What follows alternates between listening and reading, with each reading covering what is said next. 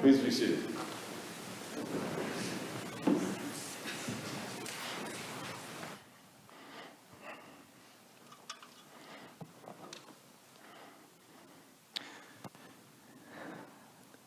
Good to see each of you here this evening.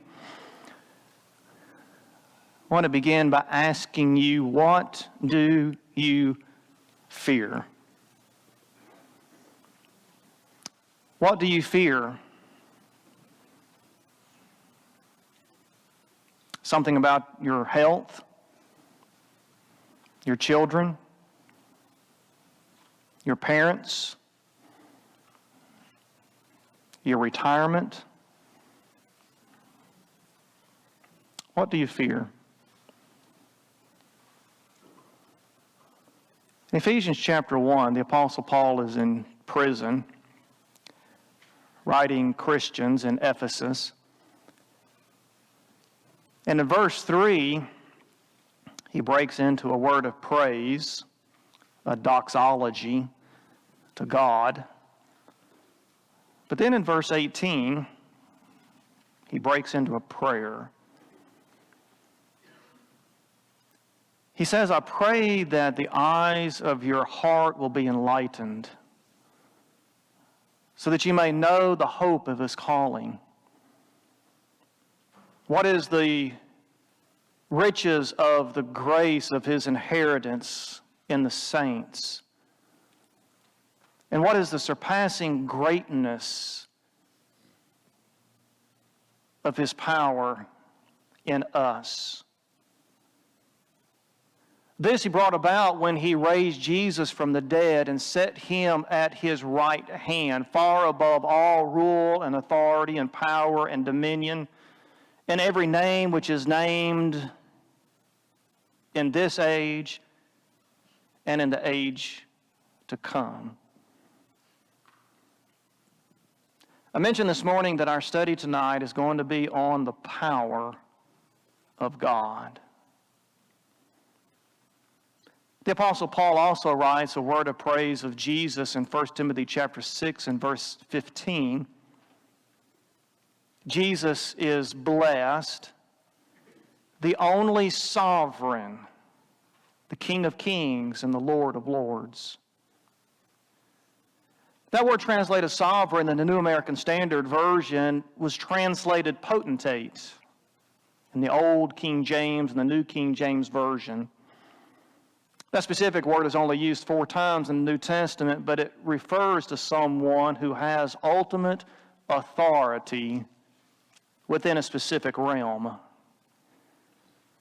Jesus Christ has all authority, Matthew 28 and verse 18, because he has all power.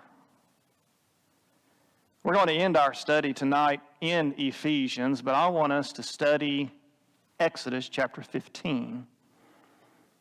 If you would be turning in your copy of God's Word to Exodus chapter 15.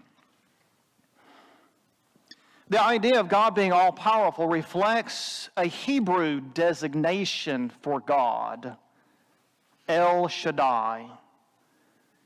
It's used for the very first time in Genesis chapter 17 and verse 1 when God appears to Abraham and he says, I am El Shaddai, walk before me and be complete. God is referred to as El Shaddai 48 times in the Old Testament, most densely in the book of Job. The El part of El Shaddai refers to God. It's the singular form of the word for God in the Hebrew language. Scholars do not know what Shaddai means. When the Old Testament was translated into the Greek translation, it's referred to as the Septuagint. Those Jews translated Shaddai as Pantokrator, which literally refers to creating all things. But when that particular word was then translated from the Septuagint, the Greek, into Latin by Jerome, who lived about 400 AD, he translated it as omnipotens, which you might recognize as omnipotence in the English. And thus it has been translated ever since as God Almighty, God All-Powerful. Exodus chapter 14 is the historical account of God leading Israel across the Red Sea. They've been in slavery in Egypt for hundreds of years, and God worked his miracles through Moses, through his staff, bringing the 10 plagues on Egypt, putting pressure on Pharaoh until he sent Israel out with their arms loaded. They came to the Red Sea. God came down in the form of a cloud, and he covered Israel to protect them from the Egyptian army, while Moses held out his staff over the waters of the Red Sea divided, and the Israelites walked across on dry land. We know about that. I want us to look at that account through the eyes of Moses from Exodus chapter 15. Because Exodus chapter 15 is a song. Notice verse 1. Then Moses and the sons of Israel sang this song. Hebrew scholars recognize that Exodus chapter 15 is very old Hebrew language. Sometimes even modern poets or poetesses like to use Old English in their poetry. And that's what Moses does here. Now, we miss it because we don't get that in the English translation. But we do the best we can. So I want us to look through this poem, the first 18 verses of this chapter, which is the song, the poem that Moses wrote to praise God for his power. If you're in the habit of writing in your Bible, I would encourage you as we go through this to underline every word or phrase that refers to the power of God. So Moses begins this song in verse 2 by saying, I will sing to the Lord, for he is highly exalted. The horse and its rider he has hurled into the sea. This God, this Lord, is my strength and my song, and he has become my salvation. This is my God, and I will praise him, my father's God, and I will extol him. The Lord is a warrior. The Lord is his name. The depths covered them, and they go down into the deep like a stone. Pharaoh and his army are cast into the sea. The choicest of his officers are drowned in the Red Sea. Your right hand, O Lord, is majestic in power. Your right hand, O Lord, shatters your enemy. I will sing to the Lord. God has brought Israel out of slavery through the Red Sea on dry land. Can we really grasp the awesome nature of that miracle? Going back to the beginning of the song, the horse and the rider God has hurled into the sea. And this Lord is my strength. Isaiah will quote these same words in Isaiah chapter 12, I believe it's verse 3. The Lord is my strength, He's my song, and He has become my salvation. God was the source of His strength. He's the object of His song, and He's the source of His salvation. As we go through these 18 verses, note that there is no verse that praises Moses. It's all about Jehovah God. This is my God. There is a point at which you and I, we may have grown up in the church, but there's a point at which you and I decide whether God is our God. We will make a decision at some point if Jesus is our Savior. Moses says, this is my God, and I will praise Him. He says He's my father's God. Notice the continuity. Moses knew about Abraham, Isaac, and Jacob. We do not know in what form Moses had the book of Genesis. There seems to be some natural divisions in the book of Genesis based on the phrase, these are the generations of. Maybe Genesis was in 11 different tablets in the possession of Moses. We don't know. But he knew about Abraham, Isaac, and Jacob. He says, this is my father's God, and I will extol Him. Notice in verse 3, the Lord is a warrior. We don't serve a mamby-pamby God. We don't serve a weak-kneed God. We don't serve a God who can easily be bowled over. We serve a God who's a warrior. In fact, look back at chapter 14 and verse 14 as Moses is getting ready to lead Israel through the Red Sea. Notice that Moses says, the Lord will fight for you while you keep silent. God doesn't need our advice, and He doesn't need our help. And then the Egyptians recognized, drop down to verse 25 in chapter 14. The Egyptians, as they are having trouble going through the Red Sea behind Israel with their chariots, the Egyptians say, let us flee from Israel, for the Lord is fighting for them against the Egyptians. We just read this last Wednesday night as we're studying the book of Numbers chapter 33 and verse 4, that Moses says that God executed judgment against the gods of Egypt. The Lord is a warrior. I'm going to have a separate sermon on each one of the 10 plagues next year, culminating with the 10th plague being on Easter Sunday. Jehovah God executed judgment on the gods of Egypt from Hapi, H-A-P-I, who was the god embodied in the Nile River, to the goddess Heket, who was symbolized with a frog, but she was the goddess of childbirth. Jehovah God executed judgment on all of them because Jehovah God's a warrior. Jehovah God is jealous. That's chapter 20, verse 5, among the 10 commandments. God fights for our attention. He fights for our commitment. He fights for our love. He fights for our dedication. The Lord is His name. In your translation, the Lord of hosts, Jehovah of hosts, is a designation for God that connotes the idea that God is a warrior. Host refers to His angel, His angelic army. That's a designation for Jehovah God found 239 times in the Old Testament. Jehovah God of hosts is found another 34 times.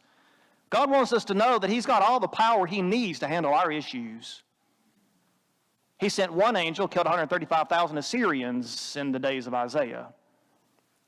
Jesus said, I could call 72,000 angels if I needed to.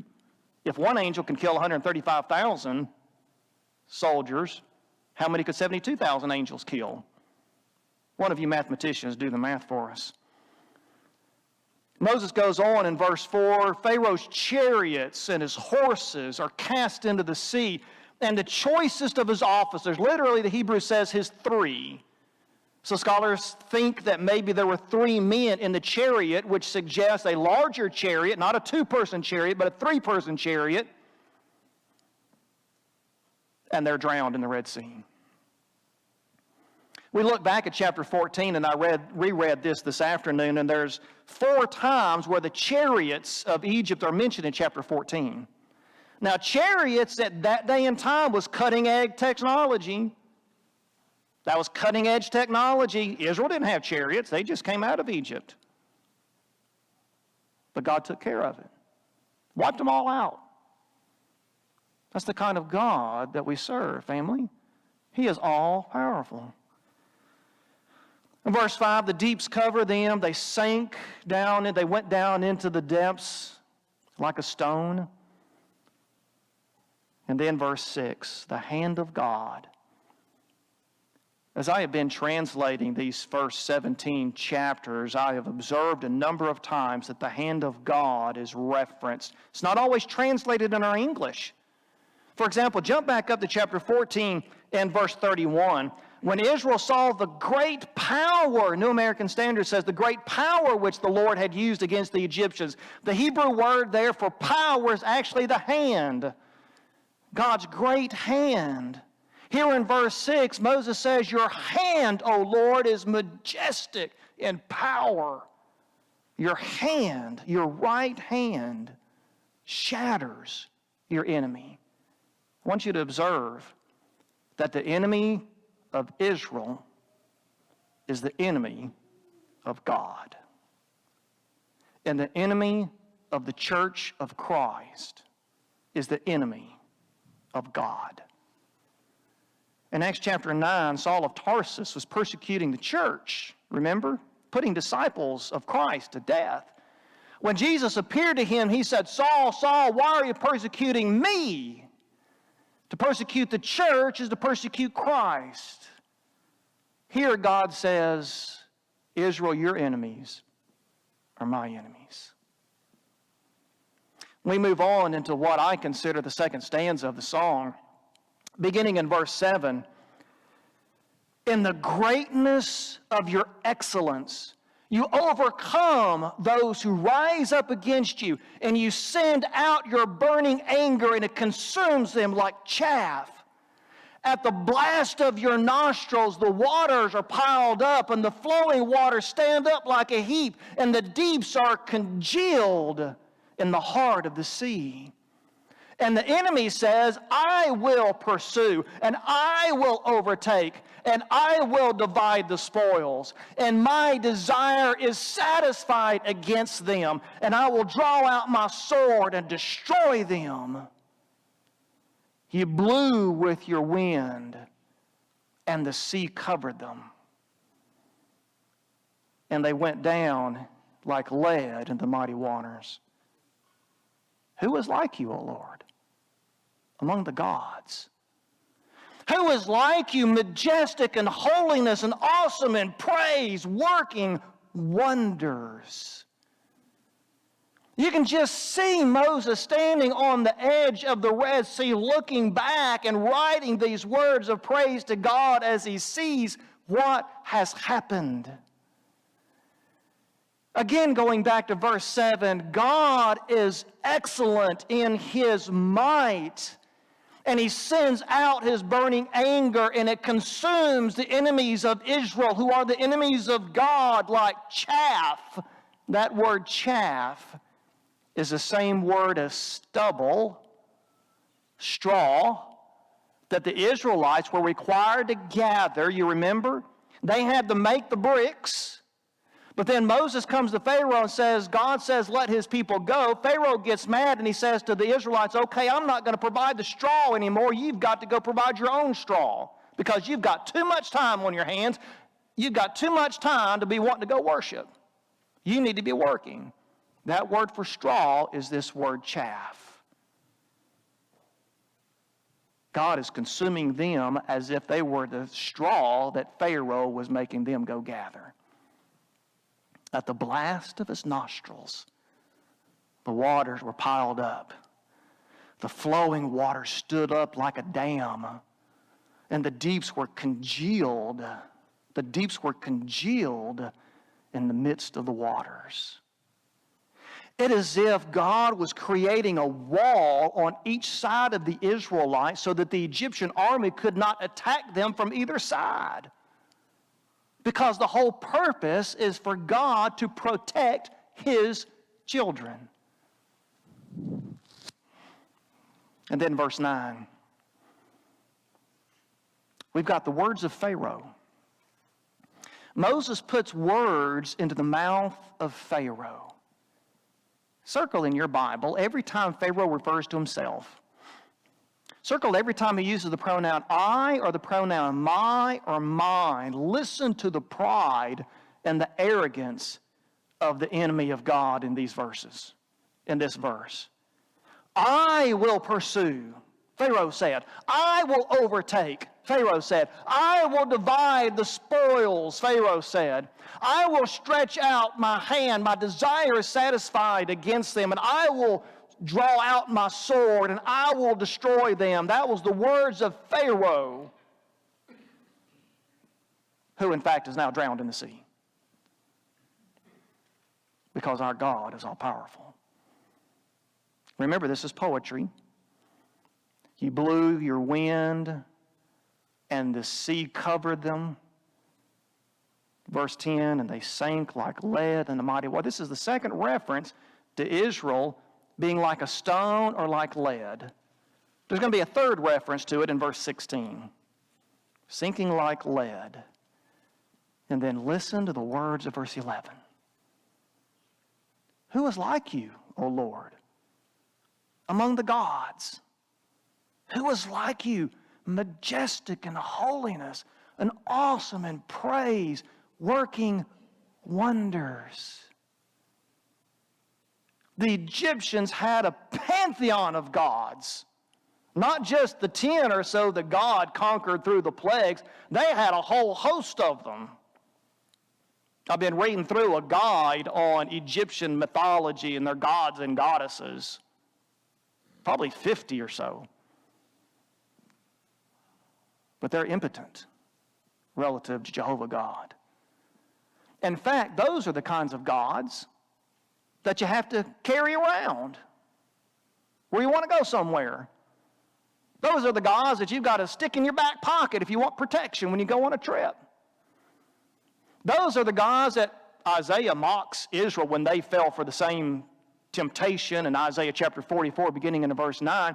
He says, you go out in the woods and you chop down a tree, and you take half of that tree and you sculpt it and you form it into a god, and then you bow down and worship it, and you take the other half of the tree and you chop it up and you burn it in your fire to keep you warm.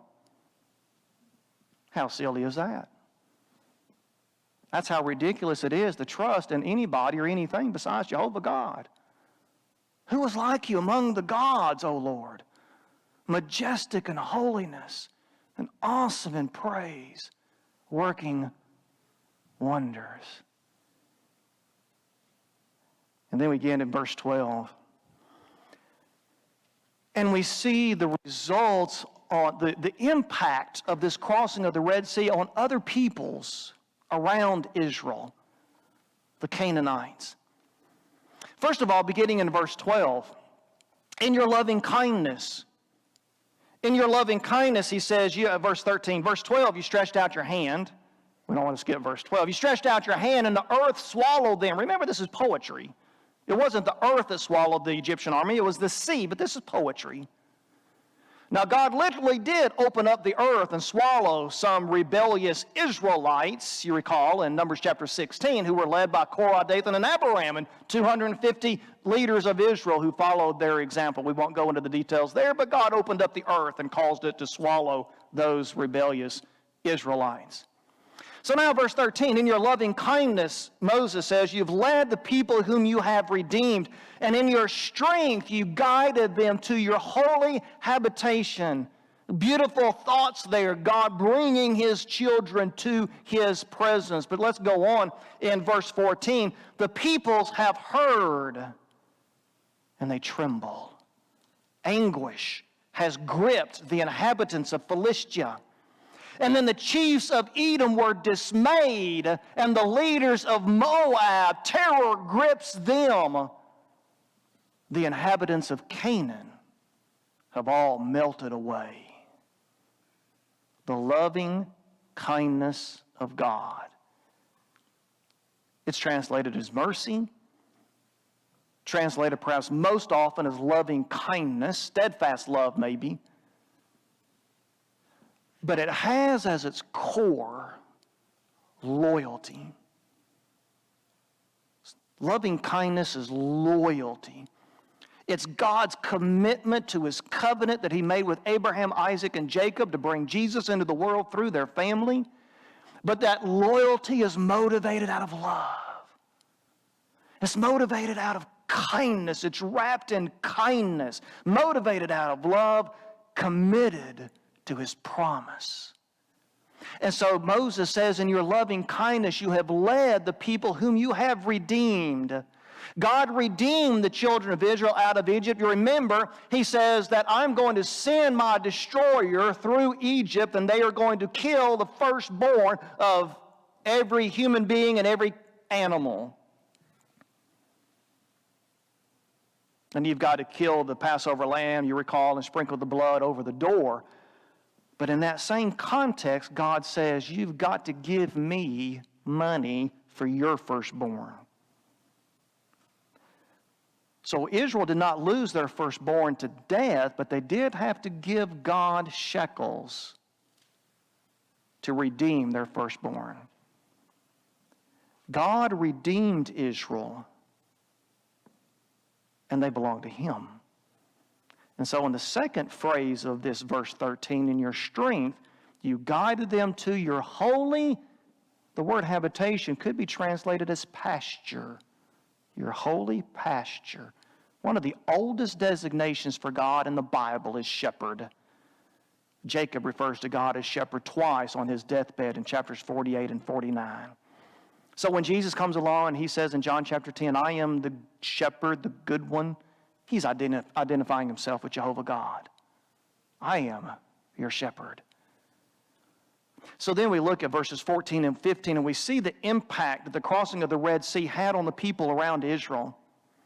And then when we fast forward and we get to Numbers chapters 13 and 14, when Moses sends the 12 spies into the land, you remember that, and 10 of the 12 spies came back and they said, we can't take the land. It's a beautiful land. It's full of, it's flowing with milk and honey, and it's full of fruits and all of that, but we are as grasshoppers in our own eyes compared to the people of the land. They are giants. God here says, before that event ever happens, he says, those people are afraid of me. And if those people are afraid of me, they're going to be afraid of you. And they were. The Canaanites in the land were afraid of Israel because Rahab said so in Joshua chapter 2, verses 9 and 10. 40 years later, after God punishes them for 40 years for disobeying him and not believing his message, 40 years later, Joshua sends a couple of spies into the land. Rahab hides them because she says, our hearts melted within us when we heard how your God brought you across the Red Sea on dry land. That's exactly what God has already said. Notice verse 15. All of the Canaanites have melted away. Family, we're afraid of Satan when Satan's afraid of us. Romans chapter 16 and verse 20, Paul promises us that God will crush Satan under our feet. Why are we afraid? Why are we afraid? The victory is ours. The victory is ours. Why are we afraid? Why are we afraid of Satan when we're told that Satan is afraid of us?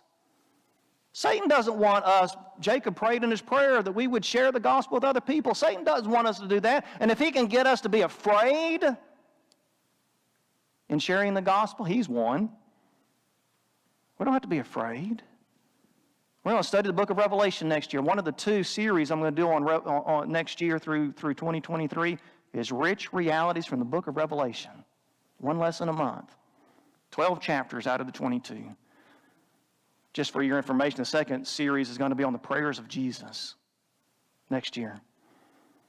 Let's look at the last part of this song.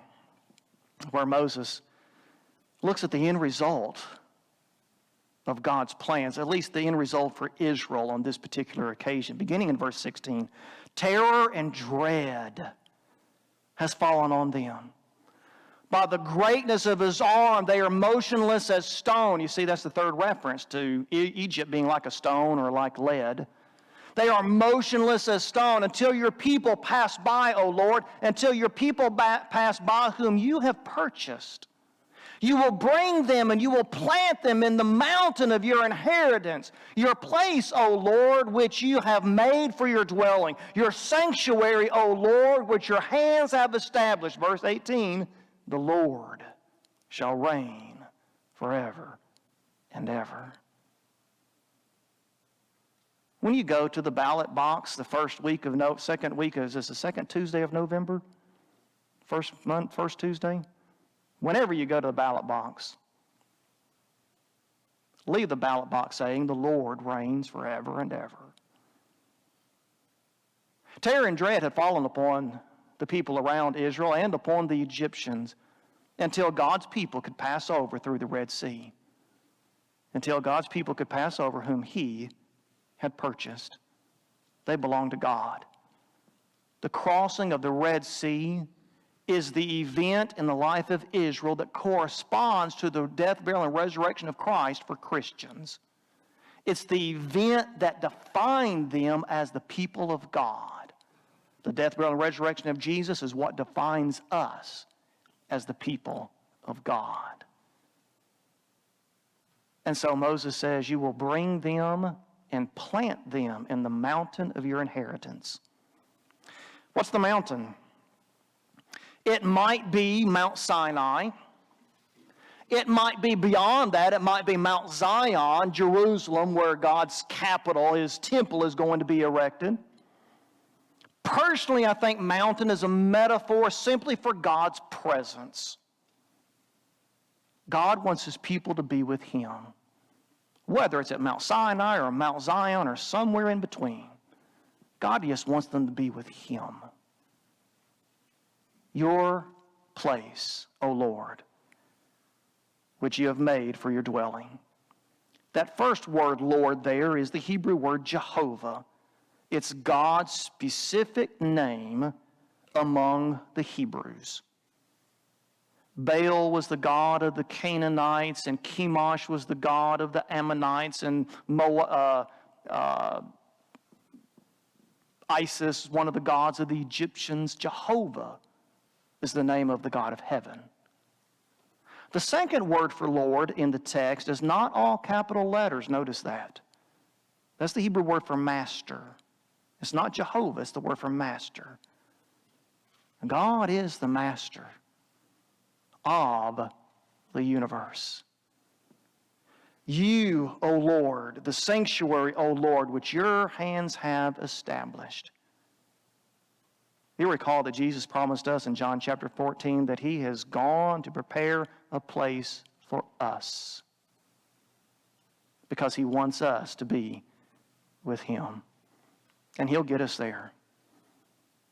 He'll get us there because he is all-powerful.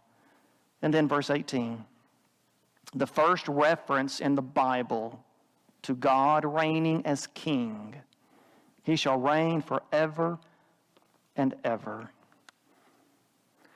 The Hebrew word translated here forever, olam, does not always mean forever. Literally, the word means an indefinite period of time. And I bring that up because over and over again, the law of Moses says, for example, the priests are going to serve forever. Well, the priest, the Levite priest didn't serve forever. They served until the law was consummated in the high priest, who is Jesus Christ. So the word itself simply means an indefinite period of time. I say that because those who believe that this earth is going to be remade and Jesus is going to come and establish a kingdom that's going to last for 1,000 years, they point to God's promise that Israel is going to have the land forever. It's not going to be forever. It's going to be for an indefinite period of time until Jesus comes to earth, fulfills God's plans, goes back to heaven. The land of Palestine over there, it has no purpose in God's plans anymore. Not since Jesus has come. That's why I bring that up. So the Lord will reign forever and ever. You want to go back to Ephesians chapter 3 and verse 20 for just a moment as we wrap up. What difference does it make? To quote a famous politician, at this point, what difference does it make? It makes a lot of difference for us to be convicted in our hearts that God is all-powerful. Ephesians chapter 3 and verse 20. It's another word of praise to Jehovah God, a doxology. Now to him who is able to do exceedingly beyond all that we ask or think, notice, according to the power at work in us. According to his power that works in us. Family, God is able to get us across the finish line. God is able to work in our lives. God is able to answer our prayers. God is able to resolve our fears. God is able because he is all-powerful. Why do we fear? If you're here this evening and you need hope, you need encouragement, you need strength, we want to share with you whatever we can share. Our encouragement, our strength, our prayers, whatever it might be that we can do for you to help you deal with the struggles that Satan has thrown at you so that you can stay faithful to Jesus Christ. If we can help you tonight, let us know while we stand and sing. The voice of Jesus forever.